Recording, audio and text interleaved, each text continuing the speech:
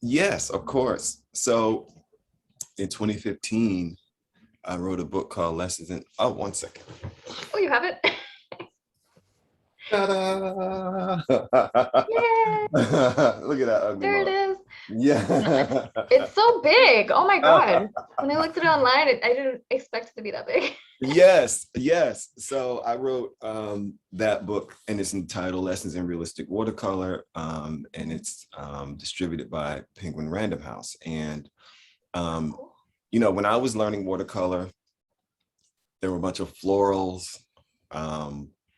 Techniques were just splash and dash, and just really bright, bold colors, and just didn't appeal to me coming from a somewhat classical sensibility with oil and pastel. So after painting with watercolor for, at that time, 2015, maybe about 12 years, I decided to, I got approached by the company, and I said, well, absolutely. So my book comprises, it starts with my inspirations: Winslow Homer, Andrew Wyeth, Thomas Akins, the American Masters, and then it goes to an introduction. It has materials chapter. There's some step-by-steps. So I'm really proud of it. And I had my inspirations in there, and I got, some really good images of my work. And as far as the videos, I have 2 videos with Streamline. The first video is a beginner version. So what I do is I show the importance of what I call a monochromatic block-in. And you go to GCA, correct? Or went to GCA. I went, yeah. You went to GCA. You sit by the GCA, and what you'll know is, with the grisaille or a block-in, you need to kind of have a mapping. You need to have something that kind of gets you out the gates. And with watercolor, you have to control chroma because it's very transparent. So if you put a red down on white paper, light will reflect back through that, and it'll be the reddest thing you've ever seen.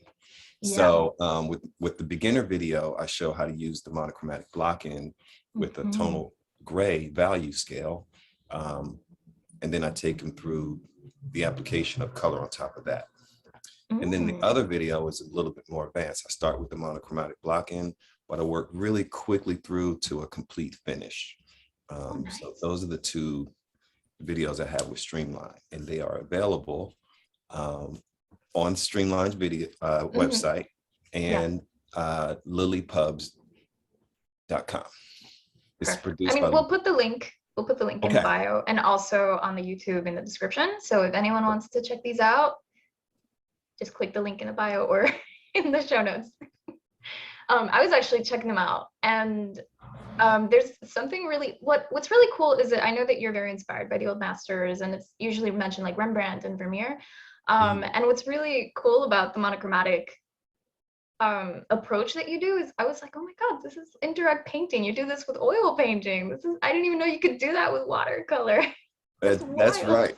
That's right. I think with hobbyists and watercolorists, there's an age thing involved too. So some people come to watercolor either super early in life, where you have those little cakes and the little praying sets, or after they've retired, they come to it. So me coming from a world of oil painting and just a little bit more heavy on values and chroma and all that, I'm kind of like, how do you say,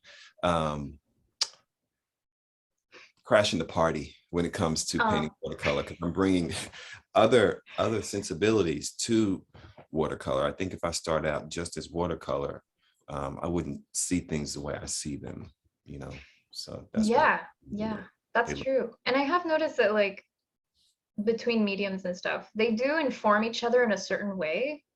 Kind of like how graphite helps inform you if you're going to work with charcoal, and then charcoal helps inform you if you're going to work with oils.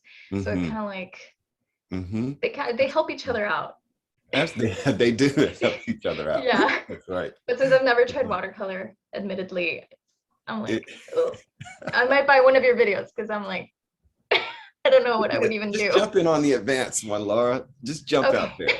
I'll Just jump try. out. Let's do it.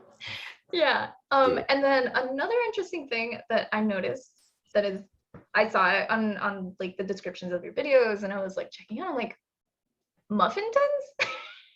Oh, Why yes. did that happen? Yes, yes. And these are things, Laura, so when I started, there were so many things that people were doing that made no sense.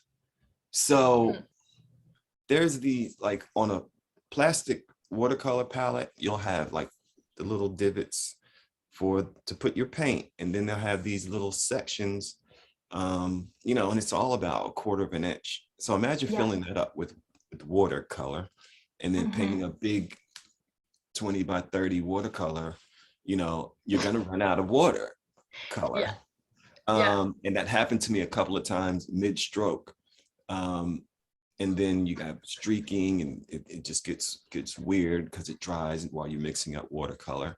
So I got so sick or tired of being sick and tired that I was like, okay, how about this? How about if I have enough watercolor, it's maybe an inch or two, maybe 2 inches in this muffin tin in each section.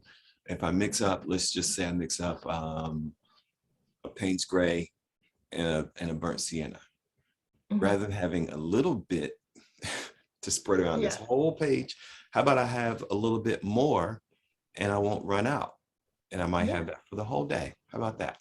So that's why I work with the muffin pans, because you can just fill up the sections and have enough paint for your session, and you can mix, you know, mix up different colors and work wet into wet and all that. So it's just a matter of having enough paint. That's all it is. Oh my gosh. That's it's like a whole different language. Yeah. Modern solutions. Yes. And it all, you know, they say that necessity is the mother of invention, because there's so many things that I do now that's just out of survival, you know, with the monochromatic blocking, just not having my colors just go crazy on the paper, or the muffin pans. Even the way You're I not paint. cooking with those. No, but they have to be white. I had a class on Nantucket, and this lady brought in some stuff from the dollar store, and it was like these dark gray literal muffin pans that you cook with, and I'm like, how can you see the color in that? No, that's too literal. I should have been very specific. They sell them at the art store, and they're white and they're plastic, and they're huge. And they are huge, and you have enough. Yeah. Andrew Wyeth used to fill up buckets of watercolor and throw them at the painting just to get that kind of like that chaos that you see, rather than rush. He used to fill up buckets of brown watercolor and just whip it and throw it at the watercolor, and it just makes a difference when you have a lot of free-flowing water. You know, it's best when it's chaotic, and then you can kind of rein that in a little bit.